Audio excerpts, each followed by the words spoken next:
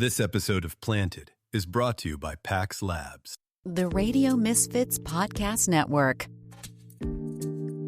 Hello, everyone, and welcome to Planted with Sara Pion. I'm Sara Pion, your host, and today on Planted, we are sitting down in person with California State Treasurer Fiona Ma, one of the most influential financial leaders in the largest cannabis market in the world, legal cannabis market in the world. As treasurer, she oversees the state's financial infrastructure and has played a role in expanding banking access for cannabis businesses navigating a federally illegal landscape. California helped shape modern legalization. The question now is, can we make it sustainable? Let's dig in. Thank you, Treasurer, for joining me today. I'm so excited to see you, and we are in beautiful West Hollywood for a conference, and just thanks for being here. Yeah, thank you. The weather's beautiful down here. I just took a flight down from San Francisco. Oh, you just got in this morning. Well, I was here yesterday and then flew back for dinner and flew down here, and I'll be flying back again for dinner. Thank God for Southwest. Yeah, no kidding. Well, and then you get a little warm weather while you're here too. Yes. That's nice. So the first question I always ask my guests is, what was your first cannabis experience? Well, I think, in this space, talking about what we're going to talk about today in San Francisco, we just were the start or the birthplace for medicinal cannabis. And we just wanted to make sure that anybody who needed it medicinally could access it and be able to afford it. So most of it was free if you had a medical card. So that was San Francisco. I got elected to the San Francisco Board of Supervisors from 2002 to 2006. That was never an issue at all. And then I got elected to the State Assembly 2006 to 2012. And all of a sudden, people started talking about it a little bit, but not really until I got on the State Board of Equalization. And that was about 2014 to 2018 when people were thinking about the passage of Prop 64.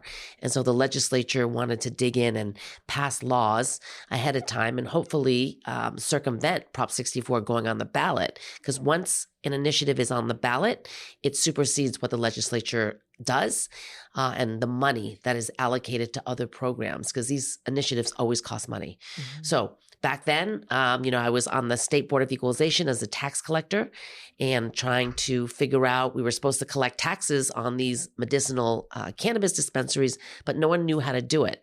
And we would sit in a parking lot essentially 3 times a month, different times, and we would just count how many people went in and then set a average dollar amount, like $25, and extrapolate back and then send them a bill, a retroactive bill.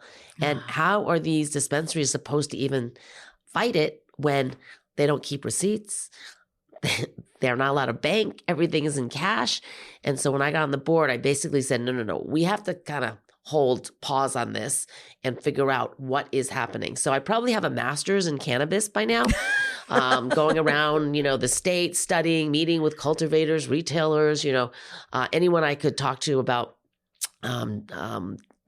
what is going on. And the big elephant in the room was banking access. Mm-hmm. And because I was on the Board of Equalization and now as state treasurer, as the banker, that still has been a major focus of mine. I testified on the first cannabis legislation in Congress. There was about 10 of us. I was the only elected official from California. And I was kind of shocked at some of these congressional folks and the questions they were asking or saying. It was like so backwards, like they didn't really understand what was going on. But now, I guess the president just came out with new, executive orders. And so things are changing a little bit, but we still have issues here in California. Yeah. What do you think? So I was the co-chair of the Legalization Task Force for San Francisco, and now I'm the vice chair for the State Advisory Committee. And the one thing I wonder is, to me, it seems like all knowledge of basic economics goes out the door when we're talking about something that's highly regulated and stigmatized. What are your thoughts on that? Because I feel like in many ways with the over-taxation in California, especially with, excise tax, and then when we're looking at the municipal taxes, I feel like in many ways, the state could be making much more money in taxation if we lowered the barrier to entry, lowered taxation, because more people would be able to participate and we wouldn't be spending as much money on enforcement. Absolutely. So the initiative writers, they did approach me when they were thinking about what to put in the ballot. And they said, well, what do you think about the taxes? I said, 3%, maximum 5%. And so I was kind of shocked at the end that there was a cultivation tax, a 15% excise tax, retail tax, and then allowing the local governments to also assess their own taxes. I think here in West Hollywood, it's probably a 40% tax on the products. And so, it's created an underground economy, illicit market. It's too difficult. If people miss their tax payment, even by a minute, it's like 100% penalty. I heard that just this past year. I had no idea. It is crazy. And so a lot of the legal operators, companies, they're having cash flow issues, yet the illegal companies are still going about their business, doing what they do, making a lot of money that is, selling products that's not necessarily tested or safe or legal or packaged right. And especially now with fentanyl, I'm now on a mission to try to educate more of our young people about fentanyl, about ordering online, about, getting it from dealers. You don't even know who you're getting it from. And even the DEA, when they get these pills, they can't even tell whether they're real or fake unless they test it. And like 60% of them are laced with fentanyl. So this is really serious. And I think that's why people passed Prop 64 is because they wanted to make sure that these products are safe and tested and legal for consumption. Yeah, absolutely. Going back a little bit, you've been in politics for a very long time. And as somebody who worked for a major dispensary in San Francisco, I saw you come in and ask questions and learn and really walk your talk. How has your view of cannabis and cannabis policy evolved through the years? I didn't really have any prior stigmas or I was definitely shocked when I moved out here. The size of the outdoor grows, for example, and the varieties. These folks are really cultivated, like real farmers, specialists. And we saw that because when Prop 64 passed, all these big companies took over these farms thinking that they could, make billions of dollars. And they found out very quickly that they were not farmers. And you cannot just put people in a warehouse and expect that they're going to know how to grow the product. So it really, really is a specialty agriculture product. Also, my background is Chinese, and Chinese medicine has been around for many, many years. And these days I am looking at more traditional, East-West medicine instead of, the opioids, trying to, live a better life, especially these days with longevity, wellness, longevity, health, brands and products that are out there. I think people are changing, and many people in the cannabis space got in there because they had some sort of injury and because they were on some sort of painkiller like Ryan at Apothecarium. And they wanted to get off of it. And so that's how they discovered cannabis. So, it's natural. It's grown in the earth, just like Chinese medicine is. And so it's kind of like I'm very comfortable, talking about it and promoting, this plant. Yeah, that was one thing I had learned. My alma mater, CIAS, has an acupuncture school. And part of my work is training healthcare professionals about cannabis. And I was asked to speak. And it was very interesting because I was also aware as a policy person about some of the stigma, especially in some of our neighborhoods in San Francisco, where there are a lot of Chinese folks living. They were a little bit nervous about having dispensaries. But in traditional Chinese medicine, the roots and the seeds are an important part of that. Yeah, exactly. So, it was a little bit interesting because that was in my old district, the Sunset District, where there were lots of protests about a dispensary going in, as well as Chinatown. So I don't know. I think There's a lot of unpacking of colonialism and things with the opium wars and everything. There's a lot of restorative justice we need to do around that. You know it the moment it hits. That weight, that presence, that shift. Power you can feel. Introducing PAX 4, the next generation in dry herb vaporizers and the most powerful device PAX has ever created. Engineered for heavy clouds and high potency, 4 delivers dense vapor, fast onset, and real intensity, all without combustion. No burn, just pure controlled power from your flower. 4 precision heat modes that let you dial in your experience. Quick, high-impact hits or longer, fuller sessions. All in a device that's light in the hand, heavy on performance.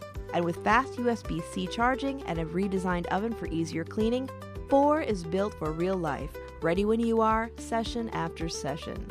Because true power isn't about smoke, it's about how it feels. And for listeners of Planted, get 20% off PAX 4 with code PLANTED20 at PAX.com. PAX 4, power you can feel. Available starting March 3rd on PAX.com and at selected retailers. Yeah, now that you're saying that, maybe, that's what triggered a lot of the opponents to come out is that. But also, gambling has been an issue in the Chinese community, and, all of these kind of sins get lumped in together. So maybe that's one of the reasons why they had a hard time opening in the traditional Chinese neighborhoods. I can understand that, especially when it impacts families, and you remember that. Yeah. But I think when you look at a regulated market, dealing with it in a grown-up way, having conversations, and especially like when we look at legalization, studies have been showing that, if your mom or your aunt or your uncle is using cannabis and you're a young person, it tends to lose some of its mystique. And so actually like youth access is a non-issue, because I remember having to turn away women in their 80s showing up at the store that forgot their IDs. And of course they were pretty upset, but it's like, well, that's the rule. And right. I'm very sorry. But, also people who are younger, who are of age, it's not as much of a big deal as it used to be. Yeah. I lost my train of thought. Anyway. Sorry. Oh, no worries. No worries. Let's keep going. I was going to. If you get it back, let me know. But I have another question for you too. Go ahead. So when legalization passed, what did you expect and what surprised you? I was not supportive of it because of the high taxes. Mm-hmm. I am a tax accountant, and I understand how taxes dictate certain behaviors. Mm-hmm. And I think I am right now, 10 years later. I agree with you. You were right. Yeah. To see what is happening. And of course, there's only one way that we can change it is if we go back to the initiative process. So either 2/3 of the legislature have to vote on revising Prop 64, or you have to get signatures. And I just don't think that the legislature, this is a priority for them. Mm-hmm. And I have said, and I will say again today, that, if people want to work on it, to reforming Prop 64, I'm more than happy to help, because I think, number one, the high taxes is, like you said, driving a lot of business underground. We could be collecting more taxes. And with the recent federal rules or regulations, the fact that their cannabis will be rescheduled from Schedule 1 to Schedule 3, I think it should be descheduled.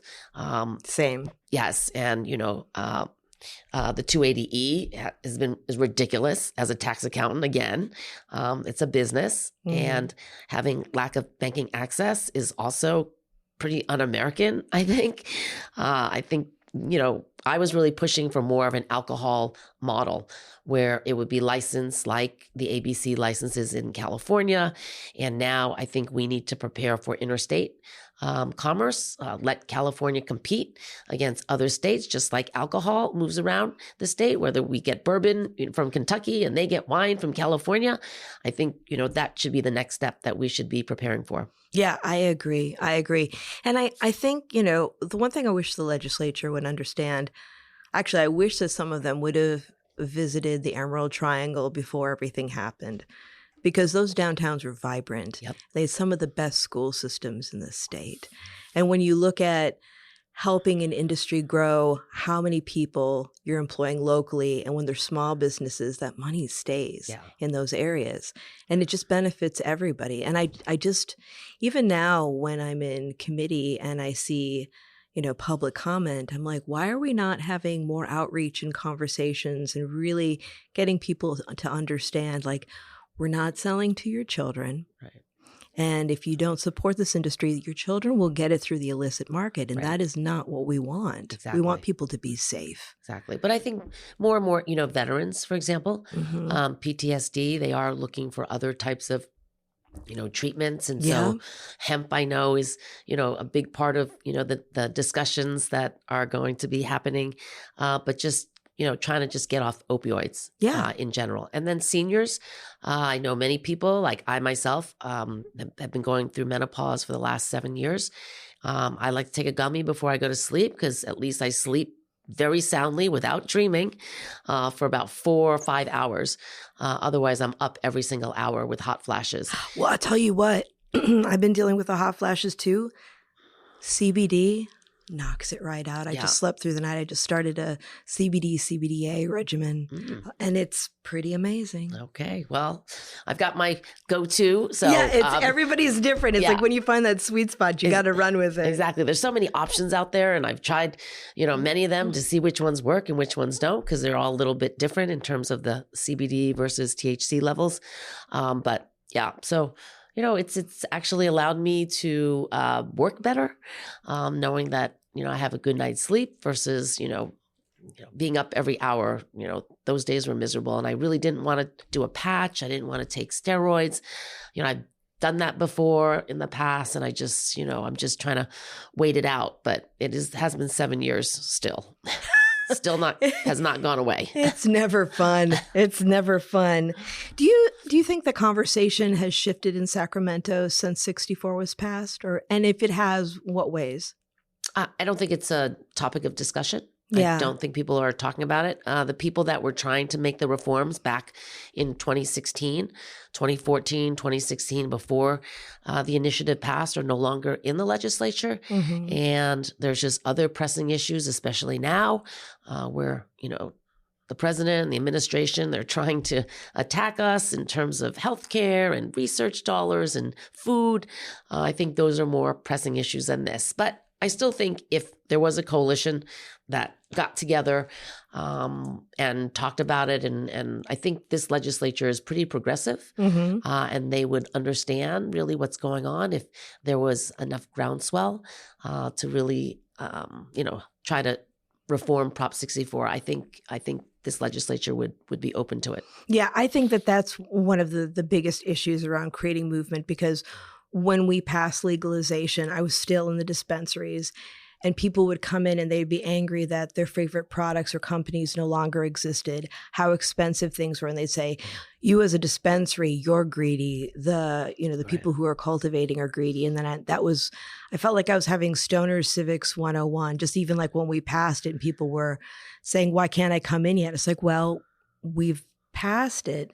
Now we have to build the infrastructure. Yeah. Let me teach you how the cake is baked. And it's kind of a call to maybe we need to have civics come back to school so people understand how it's run. So getting them to understand, excuse me, that their votes matter, and that the people that they vote into office have an outdated view of who the average cannabis user is. So it's really time for them to step up and reach out to their elected officials and say, I'm a contributing member of society. I pay taxes. I use cannabis, and I vote. And I don't think we're seeing as much of that. I think that a lot of it is people in the industry. And though some of us are taken seriously, I'm not sure if it's as much as should be taken seriously, just because they look at it as having skin in the game. Discover the power of Yorma's Choice CBD products. When we chose a sober life, we searched for the best CBD to manage our chronic pain. In Raywood, Kentucky, the home of Bickett and Boone, we found the perfect solution. Yorma's Choice is a range of topicals, tinctures, bath salts, and gummies. Choose Yorma's Choice for pain-free living. Shop now at furpeaceranch.com, FURPEACERANCH.com. Yeah, I mean, I think the industry has changed a lot from pre-2016 to post-2016 to even today. There's not that many big legal companies that have made it. I'm glad that we took away the cultivation tax, because farmers are farmers. They don't want to have to like do this measurement with this metric, and even the metric system isn't working. So they developed their own little system. So it's been duplicative. And then obviously the retail side, because of, sales and use tax, they're used to collecting a tax. So I do think that was a good reform to just have the taxes collected by the retailers. But anything other than that, having the locals assess another tax, another layer of bureaucracy. Every time there's bureaucracies, anybody who touches the money takes a piece of the money. And so, at the end of the day, the margins are really, really thin, especially now, given everything that's happening. And so, feel bad that they're yelling at you, or they were yelling at you, but that's the only people they could yell at. They're not going to go up to the Mendocino and yell at the farmers, right? Right. They're not going to yell at their local elected officials for passing another, 10% tax. So, where they buy it, and where they have to pay the money. Well, I'm an educator, so I'm used to being able to let's break it down. Let me teach you how that works. But speaking of that, how the cake is baked in basic civics, for listeners who don't live in state finance, what role does a treasurer play in cannabis? Well, I take in the money, so I'm the banker. So every year we collect about $1 billion in taxes out of $3 trillion. So I have that role. I don't really have a role per se, but the prior treasurer, John Chung, he did convene a cannabis working group back when he was the state treasurer. So I was a member of that. So, at the ground zero, and then as a tax collector, I dove deeper into this industry and testified, on the first bill. And I'm still there advocating for safe banking through the SAFER Act. So just as a person who kind of started in this, I just want to see it to the end. That's kind of who I am, and I'm running for lieutenant governor, so I can continue to still work on this. But I would really like to see Prop 64 overturned if we are going to bring the market back. And we were the best. We were like the Napa wineries, right? We were top of the line. I mean, just bar none, the gold standard. And then after Prop 64, we are like non-existent, in my opinion, anymore. And with the unregulated marketplace, the product that who knows whether it's safe or not, dispensaries not making it, the high taxes and people going bankrupt, still the high use of cash. I mean, there's still so many issues that haven't been solved by Prop 64. Yeah. And I have to say that I voted for it. I did not like it, but my reasoning behind voting for it was that I wondered how convoluted it would be the next time it came to the ballot, because it seems like every time it comes to the ballot, I got a little coffee here. Every time it came on the ballot, there were more people that weren't afraid to get involved, and not all of them had the best of intentions. So I was really nervous about what would happen the next time it came to ballot. But I'll tell you this, Fiona, that election, I just looked at everyone like, I'd give it all back if we could do a redo on Washington. Yeah. And it was scary. And I know that was one of the reasons that people did vote for it, is that they wanted to break the stigma. Yeah. And when we were holding hearings, so many people did not want to be on TV at the hearing room. They did not want to be recorded, because you know what? The next day, the bank would shut down their bank accounts, right? And that is still very real today, is these banks are just shutting down people's accounts, whether they're in the business or not. Oh, yeah, absolutely. I don't even have a plant-touching business. I work in communications, and Stripe won't let me use them to invoice my clients. All the magazines. Yeah. Right. I mean, they're not touching it. They're just, reporting it and educating. So it's a big deal. And I still think it's not where it should be unless it is completely descheduled. Yeah. What do you think we need to do with taxation to make it sustainable for the industry? What are your thoughts? Lower the taxes. If you lower the taxes, people want to be compliant. So they would definitely open up their businesses back up, try to be in compliance, and hopefully we can, have more banking access. The banks are risk adverse to some extent, but if they see that there's a big clientele, a lot of money, trust me, some of them are willing to get into the business. And that's what some of them did. They're charging very, very high fees. Yes. But they still are, in the business. It's just the newer ones are reluctant because of the KYC and all the extra work that goes into, taking these accounts. So, if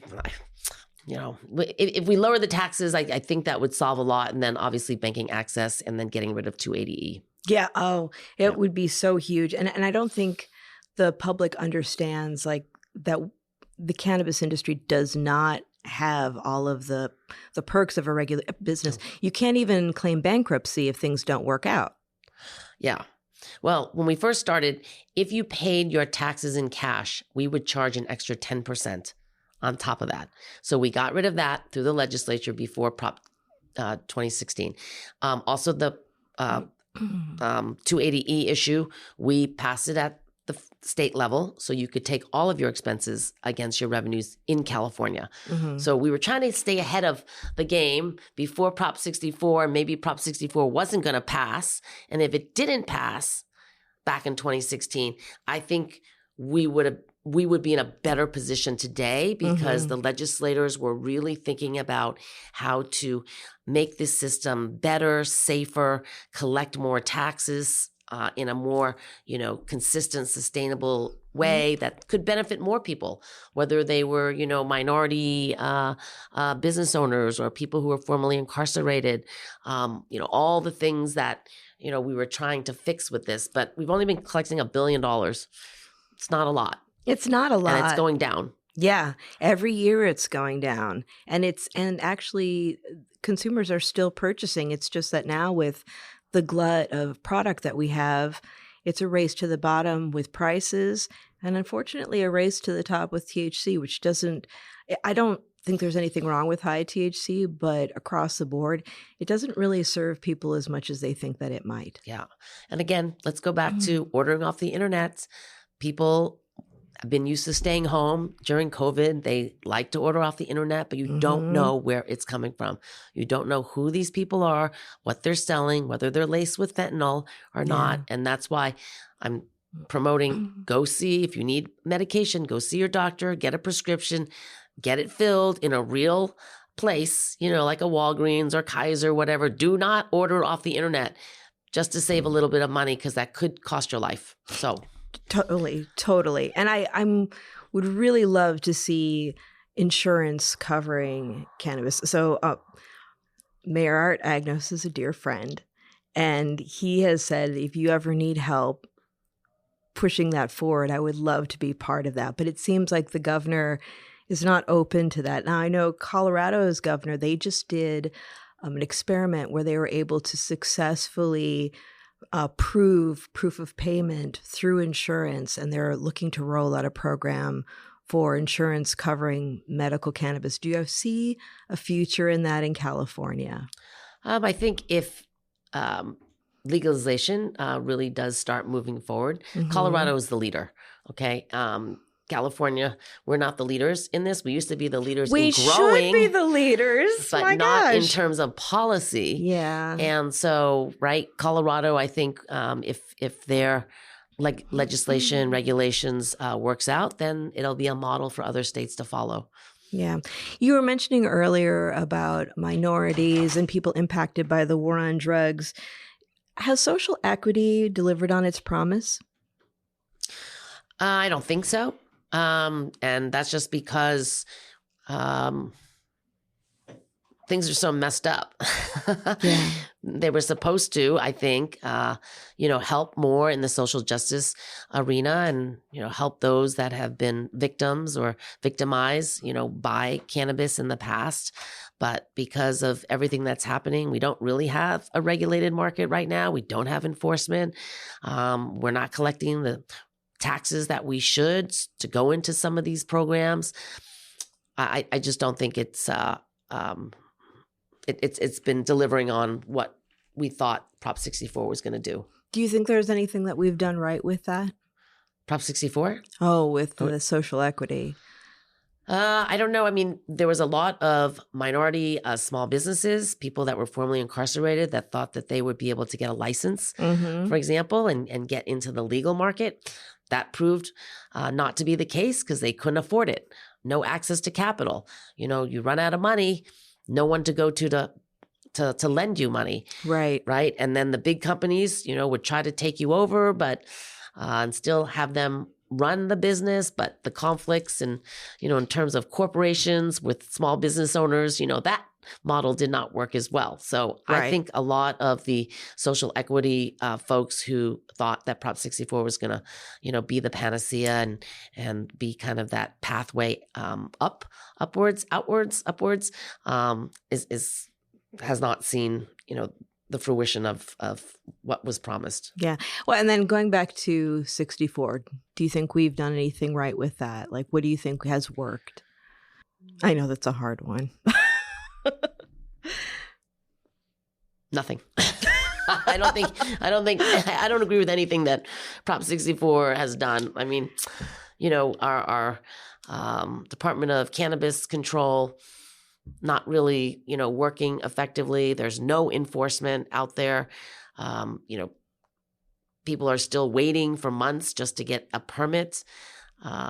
You know. Yeah, while paying rent on a place and all of that. Yes. No banking access, you know, still federal 280E is still a problem. I mean, I just don't think Prop 64 solved any of the problems except, I guess, we're collecting $1 billion in taxes.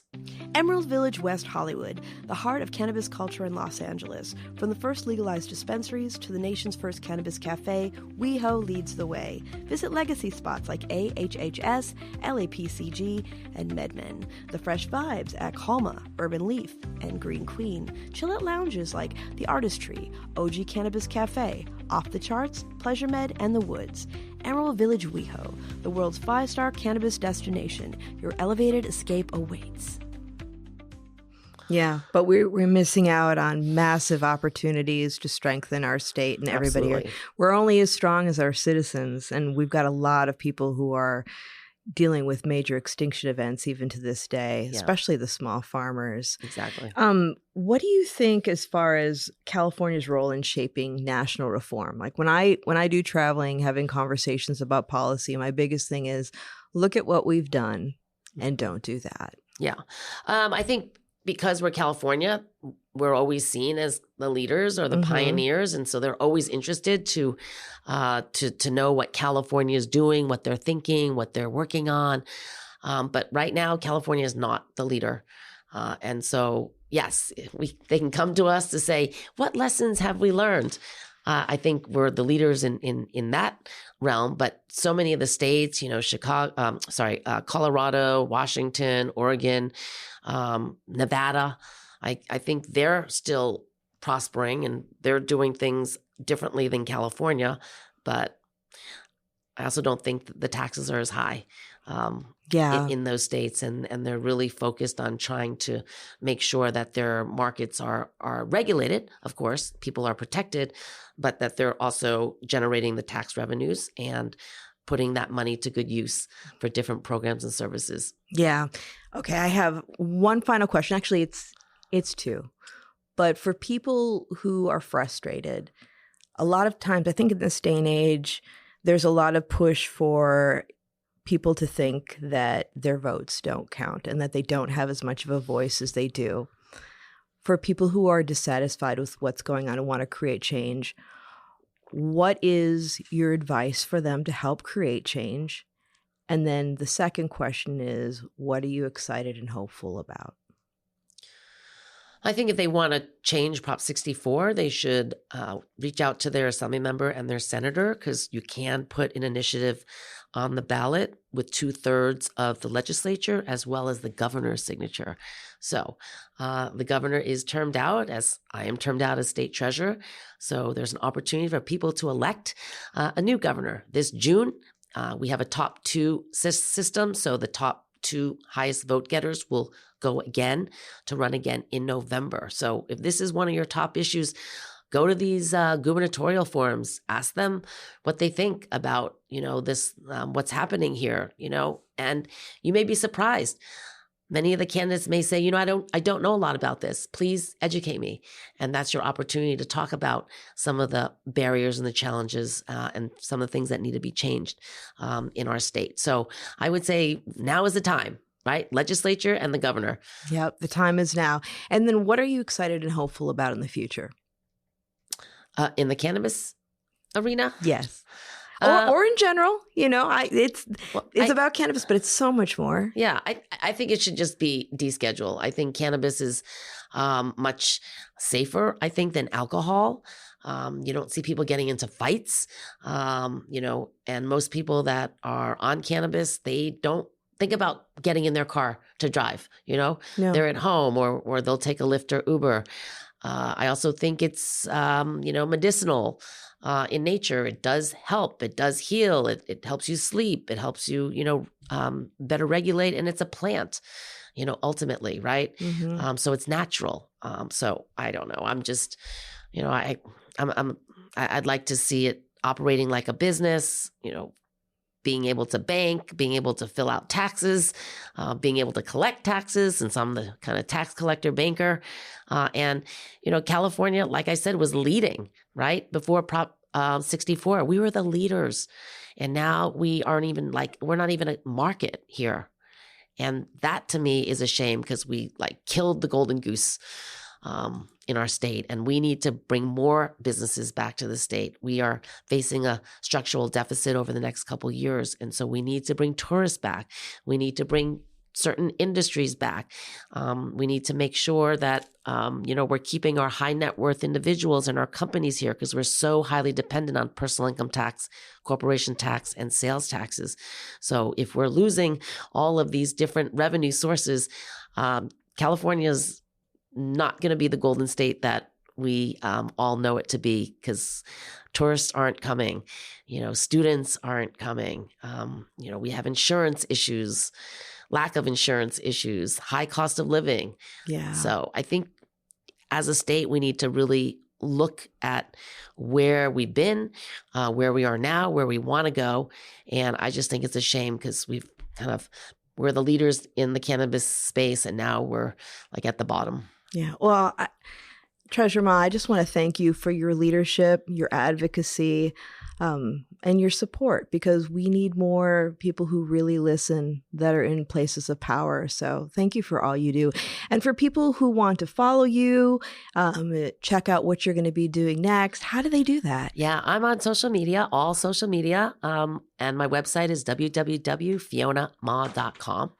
And so just follow me, reach out, and let's stay in touch. Wonderful. It's been a pleasure. Thank you so much. Thank you, Sarah. And everyone, remember, if you like listening, please give us a review, share it with a friend. Let us know what your favorite episodes are. And if you'd like to stay in touch over social media, we are Planted with Sara Pion on Facebook and Planted with Sara on Instagram and Twitter. You can also go to our website, www.plantedwithsara.com, or listen to us on our parent network, Radio Misfits Network, where there are other great podcasts, like one of my favorites, the Winemakers Podcast. So check it out. You can listen to Planted wherever you listen to your favorite podcasts, whether that's Pandora, Spotify, Amazon, Google, Apple, Stitcher, TuneIn. We are there. So join us. And until next time, stay curious, stay safe, and remember, it's a wild world out there.